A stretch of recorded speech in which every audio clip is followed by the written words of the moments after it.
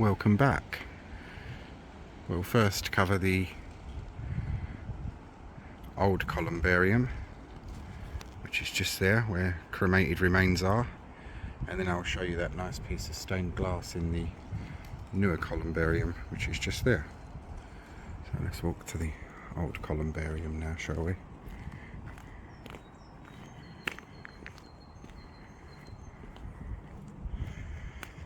Smelled very strongly of lilies in the catacomb, which is a smell I most heartily detest because it reminds me of death. He says somewhat ironically as he walks around catacombs and columbariums and churchyards, but it takes me back to a place where I'd rather not be. The smell of lilies, put it that way.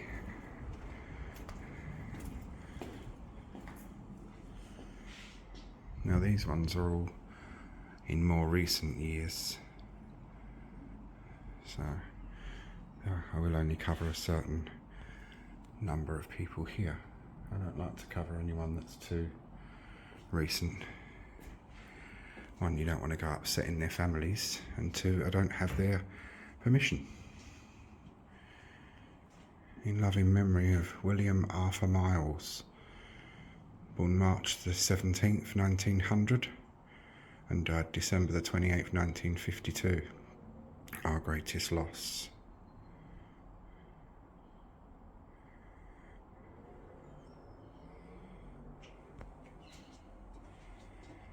G.W. Foote, born 11th of January 1850, died 17th of October 1915. President of the National Secular Society. A sword shall ye lay upon my coffin, for I was a brave soldier in the war of the liberation of humanity. That's interesting.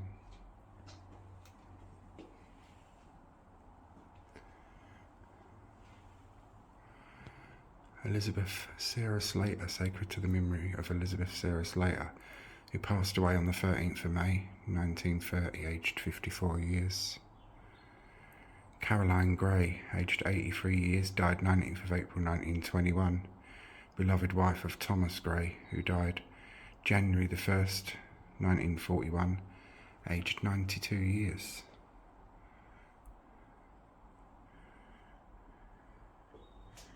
In loving memory of my dear husband, John Edward Moulton, who fell asleep the 6th of January 1942, aged 42 years.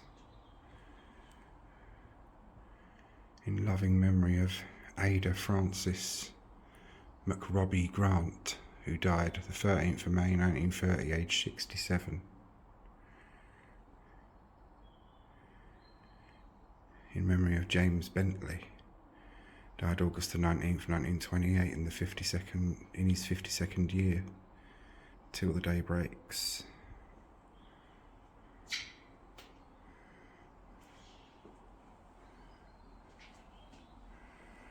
Alice, in loving memory of our mother, Alice Graves Allen, who passed away February the 16th, 1929, aged, beg your pardon, 72 years.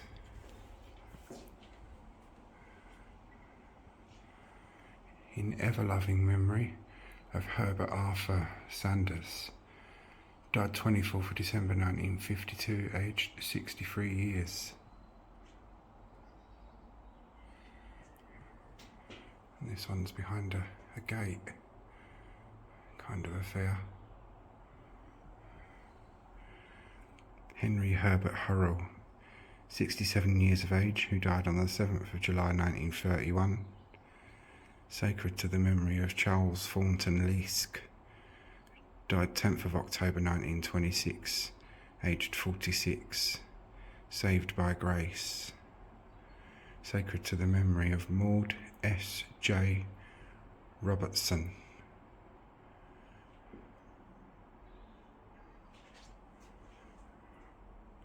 S. J. Robertson.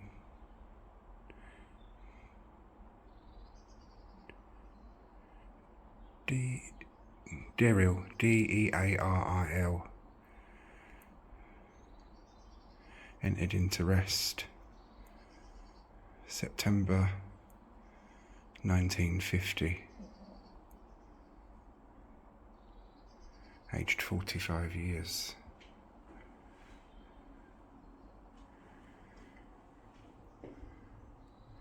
Gertrude, the beloved wife of Stanley Barnett, 26th of August 1931, and in loving memory of Stanley Barnett, 26th of August 1943. Cyril Wareham Clark, 1909 to 1930. Resurgam. Arthur E.N. Waghorn, died January the 14th, 1934, aged 36 years. Good night, darling. In remembrance of Alice Thomas, died 1st of the 2nd, 1932, aged 62 years. The affectionate wife of Robert C. Thomas, died 26th of the 2nd, 1932, aged 63 years.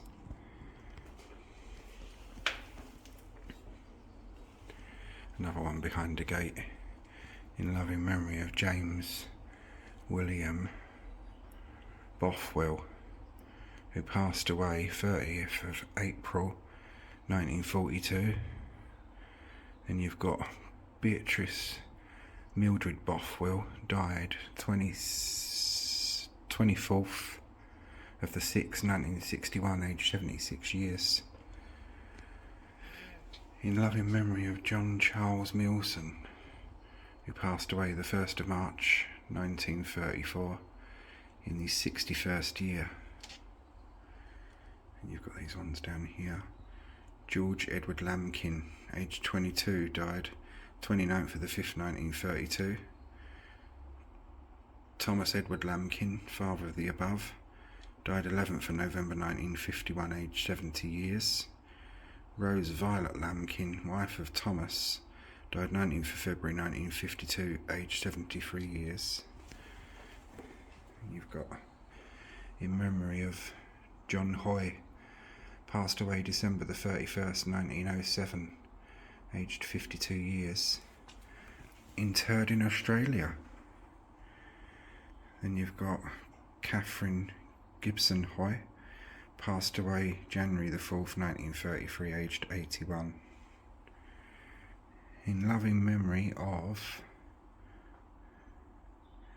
Eduard, and it's spelt the,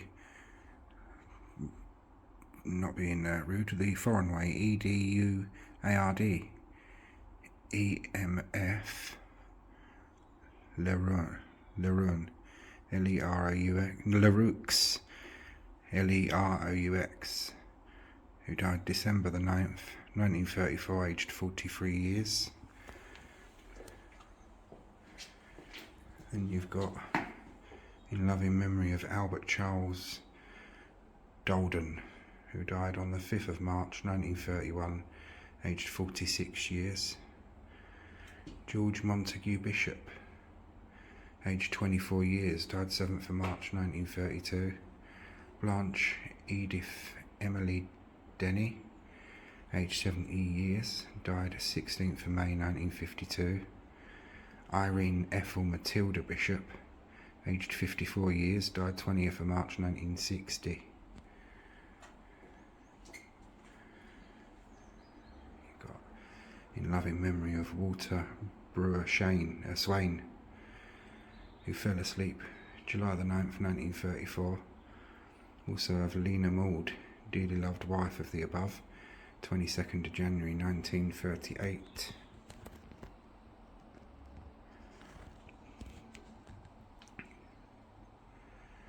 Alice Perry, died 12th of the 8th, 1932, aged 18 years. In loving memory of Frances Jane Pleece, died 8th of April 1935, aged 70.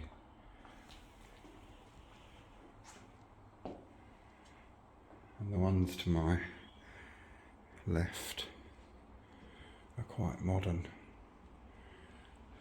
or recent, as are many of these ones here. And I don't like to cover people too recent without, as I say, the family's consent, and one of them's a baby as well, so that would be in extremely poor taste. Alice Beatrice Jackson passed on 5th of February 1947.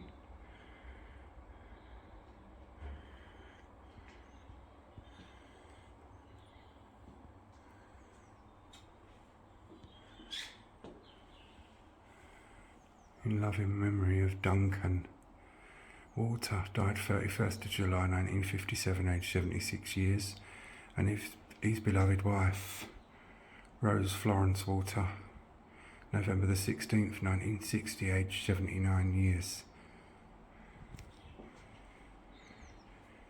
In memoriam, John F. Holmes, 5th of the 9th, 1955, and they shall be the most recent ones that I will cover.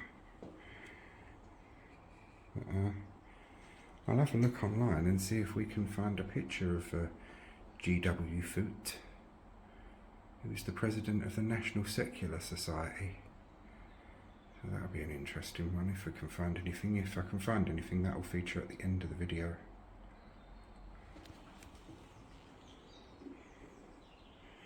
Oh, this one here, look, it's got a picture of the man. In loving memory of Ernest Harold Milburn.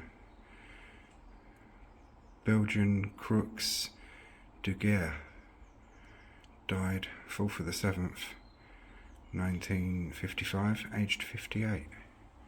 And here is the man himself. And whether Belgian Crooks de Guerre is a place or a position, I do not know, so I'd have to look into that.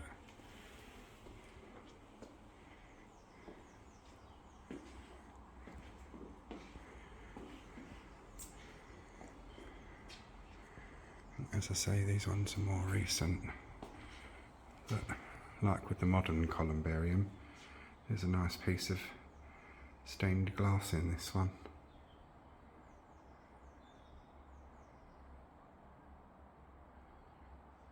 There's just one here.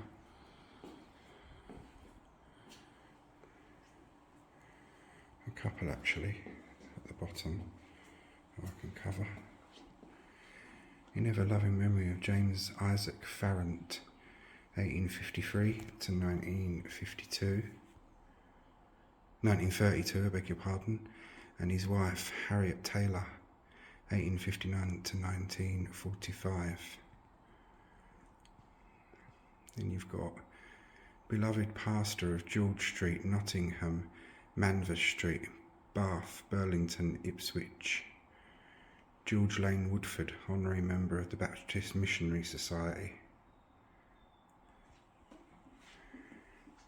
In thy presence is fullness of joy. Psalm 16:11. Thou excellest them all. Proverb 31:29. So whether someone's in there or not, I don't know. There's an early-ish one here, who is to the dear memory of my husband, George Lewis Wilson, born February the 21st, 1846, died November the 7th, 1930, in his 85th year.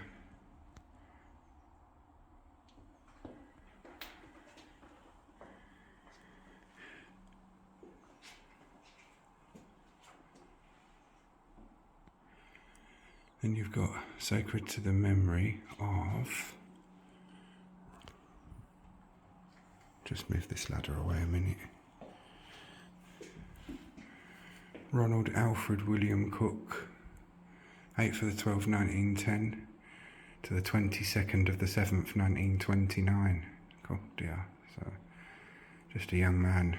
Also his mother Jane Cook, 6th of the 5th, 1877 to the 9th of the 7th, 1941, and his father, Samuel Edward Cook, 11th of the 5th, 1877, to the 5th of the 12th, 1955.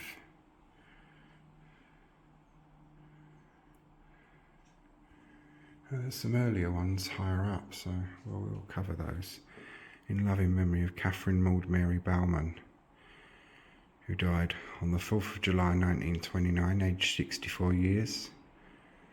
Lonely, save me, O God, for the waters are come in, even unto my soul.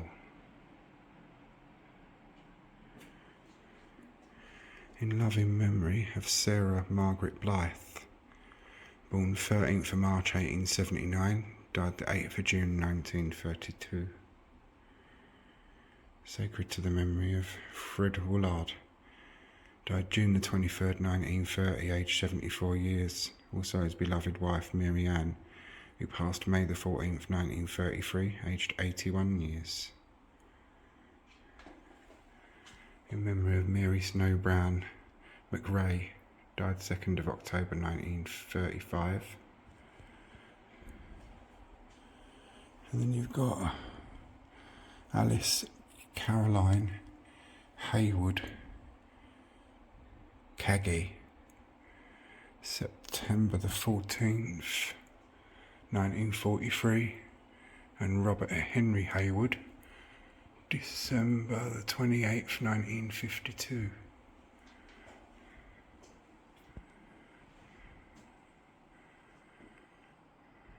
In loving memory of Annie Storr, born February the 19th, 1878, died April the 24th, 1930, wife, mother and friend.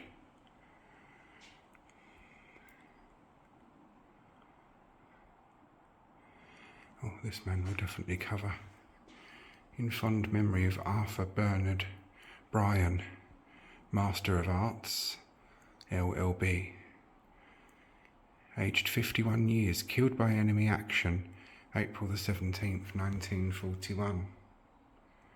Rest in peace. And you've got in loving memory of Robert J.G. Abel, died 13th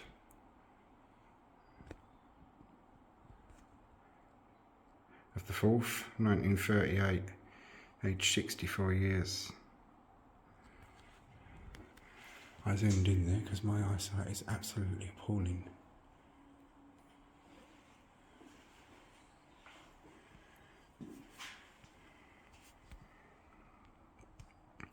Edward Valentine Waddell, died January the 5th, 1939, aged 77 years, at rest.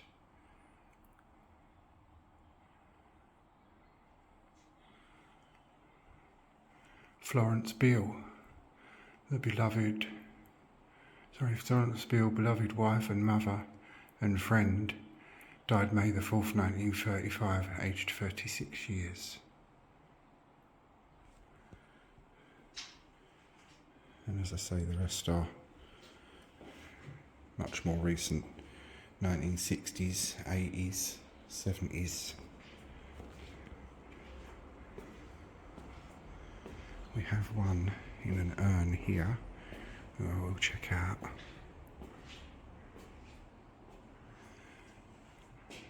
Mabel Hill, died 12th of December 1952, aged 65. Charles Hill, died 14th of May 1959, aged 71 years. And another lovely piece of stained glass. Now you'll join me, I don't know when this man died, Roy Steve Harold Morris. There's no date or anything, so he will be the last one that we cover inside here. You'll join me back outside as we walk over to the modern Columbarium, and as I say, I won't show anyone in that because they are very recent, but I will show the stained glass and give you a quick twirl round. That's the slightly older Columbarium covered.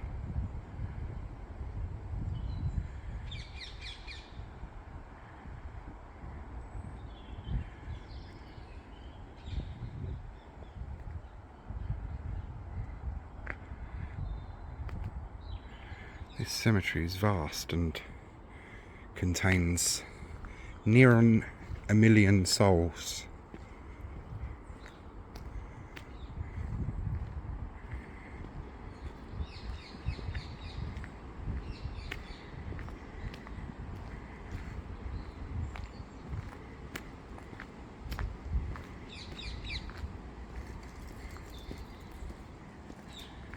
Walking past the catacombs.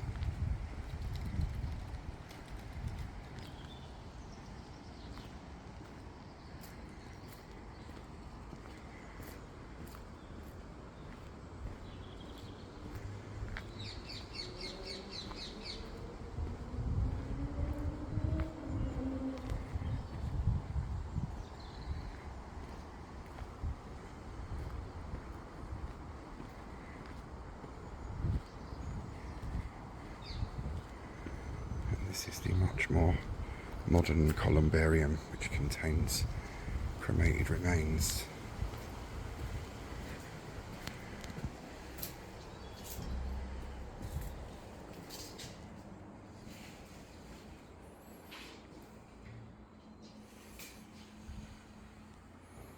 And that is the lovely piece of stained glass I told you about.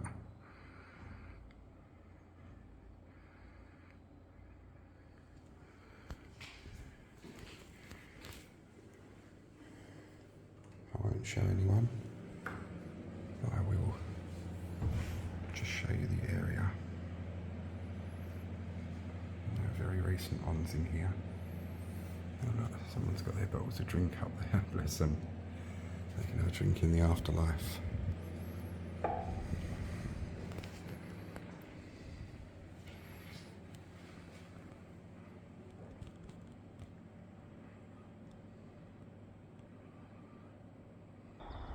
And that is our coverage of the catacombs, the old Columbarium and the newer Columbarium just there. I hope you all found it interesting. I try to keep them as respectful as I can, of course. And for our next video you'll join me back at the gate, and it'll be for a very famous last resting place, that of Bobby Moore, a famous footballer and England captain. So join me for that video soon, and if I can find any images of people, because I will do my research online, they will feature at the end of this video. If not, I hope you all found it interesting, and I'll see you all on the next one. And I've done my research and had a stroke of luck with this very interesting man, George William Foote, 11th of January 1850 to the 17th of October 1915, and he was the president of the National Secular Society. George William Foote was an English radical journalist, writer, editor and publisher, and prominent secularist. He was a leading advocate for free thought, founding and editing notable publications such as The Freethinker and The Secularist, and co-founding the British Secular Union. Additionally, he ran a publishing business known as the Pioneer Press.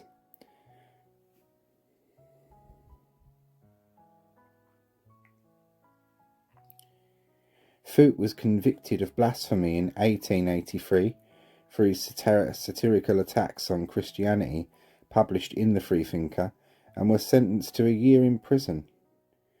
He authored over 80 works, mainly polemical pamphlets, with his editorial essays from the Freethinker compiled into Flowers of Free Thought in 1893 to 1894. And here are some of his details: occupations: journalist, writer, editor, publisher. Years active: from 1868 to 1915. He was known for secularism and activism. Criminal charges: blasphemy, and he served 12 months, which was in 1883, in Holloway Prison. He was married twice. His first wife, Henrietta Marianne Heinemann, they married in 1877, and sadly she died in 1877. His second wife, Rosalina Martha Angel, and they married in 1884. He had 4 children, and at the bottom there you can see his signature. And here is George William Foot in 1910.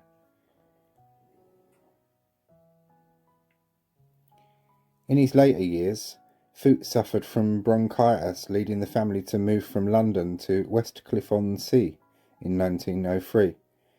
He died at his home at 39 Meteor Road on the 17th of October 1915 and was cremated at the City of London Crematorium in Ilford on the 21st of October. His death was related by Chapman Cohen in the Freethinker on the 31st of October 1915, and he wrote, "When I saw him on Friday, 2 days before his death, he said, 'I have had another setback, but I'm a curious fellow and may get all right again.' But he looked the fact of death in the face with the same courage and determination that he faced Judge North many years ago. A few hours before he died, he said calmly to those around him, 'I am dying.' And when the end came, his head dropped back on the pillow, and with a quiet sigh, as of one falling to sleep, he passed away." Here is 39 Meteor Road, the house on the left. This is it in the current day, in Google View.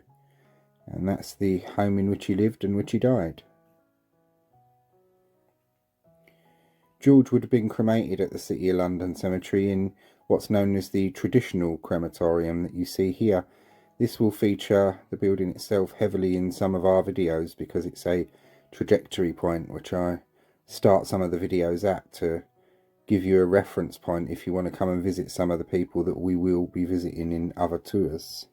And this is where he would have been cremated. And a last look at the face of George William Foot. Hope you all found this interesting. And that concludes our tour of the catacombs and both columbariums. Thanks for watching, and as I say, our next upcoming video will be the last resting place of that famous footballer, Bobby Moore. So join me for that one soon.